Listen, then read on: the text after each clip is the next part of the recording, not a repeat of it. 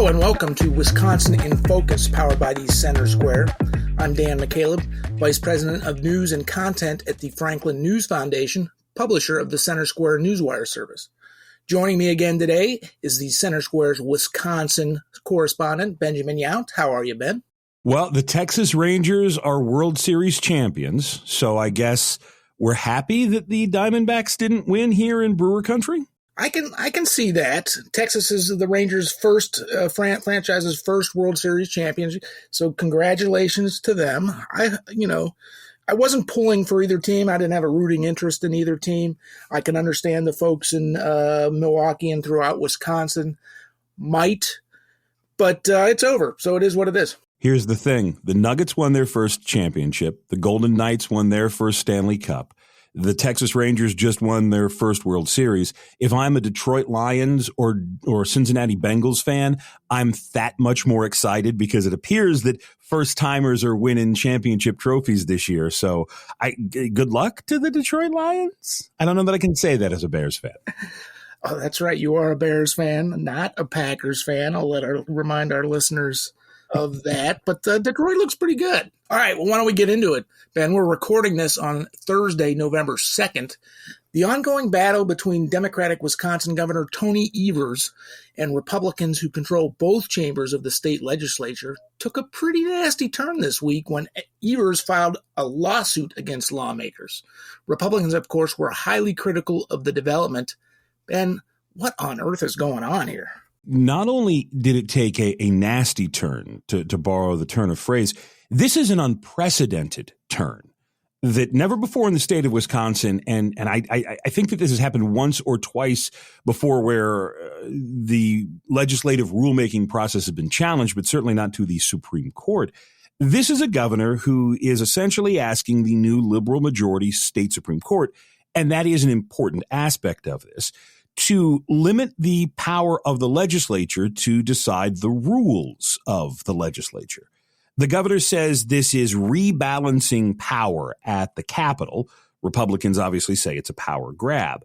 This gets into some of the minutia of state governing, and it's in many ways really an inside baseball thing. But at its most basic, the governor is asking the Wisconsin Supreme Court to change the rules because those rules prevent the governor from getting the things that he wants out of state government. And anybody who spent any time in a state capital or in the nation's capital, or anyone who's ever watched Schoolhouse Rock and I'm just a bill, oh, I'm only a bill, oh, yeah, knows the power of committees. That it seems like this is some sort of, a process by which the lawmakers take bills and leave them to die. But really, it is the centerpiece of compromise that makes up American and Wisconsin government. That not one branch of government gets to do what it wants unchecked. The foundational principle of checks and balances. The foundational principle of a three-branch government that are co-equal branches. But more to that, compromise inside the Wisconsin Capitol has to happen inside the state assembly. One lawmaker can't just come and pound the desk and get what he wants. One party can't just come and pound the desk and get what they want. And once they work all of this out, it first in committee and then a full vote in the assembly, it goes over to the Senate where the process starts all over again. And the idea, according to the framers, was to make sure that they had, and again, to borrow the quote from Lincoln, a government of the people, by the people, for the people, and it requires the people's representatives to work together. This lawsuit wants to cut that short, wants to eliminate the power of things like the Joint Committee for Administrative Review of Rules here in Wisconsin, JCRAR. And specifically in this case, the governor is angry at the Joint Committee on State Employment Relations or Employee Relations, because that's the committee that gutted a pay raise for UW workers. Everybody who works for the state of Wisconsin, except the people who work for the University of Wisconsin, is going to get a pay raise this year. The University of Wisconsin people are not getting paid. They're not getting their pay raise because Republicans in the state assembly continue to go back and forth with the university over about $32 million in DEI money, diversity, equity, and inclusion. And I know that we're getting long for one simple answer, but you got to remember that the budget for the universities of Wisconsin, as they are now called, is over, let's say, $9 billion. So $32 million is a drop in the bucket, but university administrators, Governor Evers, Democratic lawmakers have decided that this is the hill they are going to die on. And so Republicans at the Capitol used the committee process to say, well, if you're not going to budge, then you're not going to get a pay raise. The governor told reporters earlier in the week that was the last straw. And he has filed this case to go directly to the Wisconsin Supreme Court. He does not want hearings at the lower court level. He wants to go directly to the Wisconsin Supreme Court, which, because of Janet Protasiewicz's election earlier this year, has flipped from a 4-3 conservative majority to a 4-3 liberal majority. And there are all manners of next after next after next after next that come with this. But really, this is the first time I have ever seen a governor sue a legislature over constitutionally approved, constitutionally prescribed powers that are reserved solely for the legislature. Yeah, I mean, as you mentioned up top, there's a separation of powers. There's the executive branch, which is Governor Tony Evers and his administration. There's the judicial branch, which is supposed to determine constitutional issues, perhaps, like with this one, the legislative branch, which is supposed to control or approve spending measures in the state budget. So I don't know. Republicans are saying this is an attempted power grab by the executive branch, Governor Tony Evers, utilizing the Democratic-controlled Supreme Court. Is that essentially what this is? State Senator Steve Nass, who is a staunch conservative from the Whitewater area, said that this is the governor trying to do through the liberal majority Supreme Court what he can't get done through elections.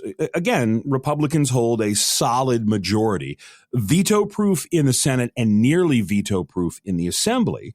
And so the governor wants pay raises, or specifically in the legislation, he talks about conservation projects, but he also wants all manners of things like an expanded Medicaid. He wants legal marijuana.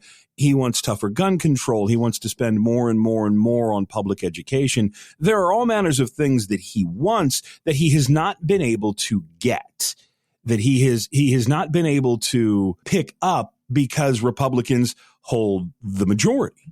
And by going directly to the Supreme Court, which is now ideologically on the exact same page as the governor, Nass says that the governor is going to try and end around. What's the quote? In Wisconsin, we are witnessing a radical power grab by the governor and his leftist allies to empower unelected state bureaucrats and minimize the constitutional oversight powers of state elected legislators. The better quote came from Rick Essenberg, who is with the Wisconsin Institute for Law and Liberty.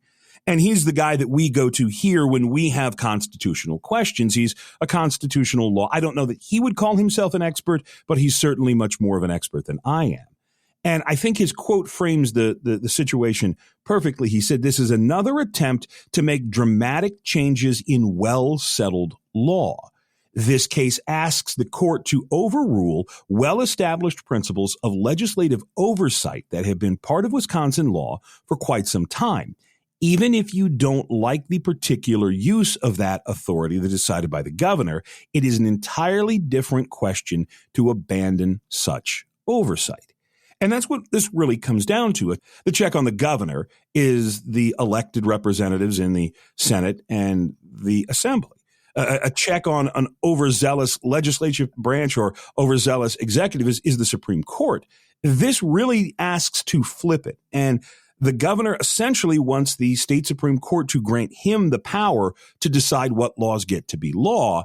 And that's not how it works. And this is not a partisan thing. It literally is just basic constitutionality. Again, I talked about this on the radio, that it is such a piece. The committee process is such a piece of American government that they literally wrote it into a song for a cartoon aimed at children that explained how a bill became a law back in 1970 something.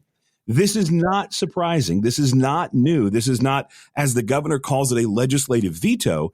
This is the power of the legislative branch. But when you get before the Supreme Court, Lord knows what's going to happen.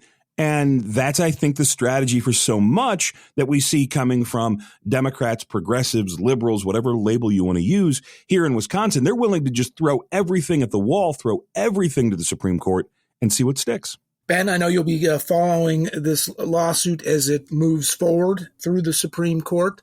We look forward to your coverage. Listeners can keep up with that coverage at thecentersquare.com, but we are out of time.